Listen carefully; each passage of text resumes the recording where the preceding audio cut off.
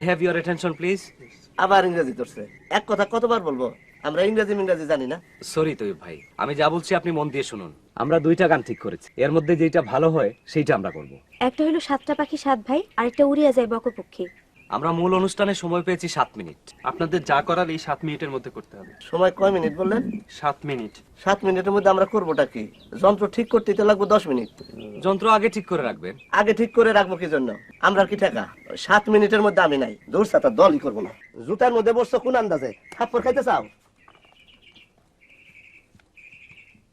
ঘরে চাল নাই, চাল আনছেন?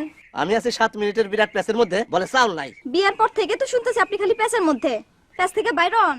চুপ থাক। সব সময় তুই তো কারি চিৎকার, আমি তো বান্দি না। অবশ্যই বান্দি, তুই বান্দি, তোর যে বোন আছে সেও বান্দি, তোরা বান্দি বংশ। বান্দি বংশের সাথে সংসার করতেছেন কি জন্য? আর করবো না, যা ভাগ। তালাক তালাক তালাক। কি বললেন? যা বলার বলছি, মামলা ডিসমিস, আসামি খালাস, যা ভাগ।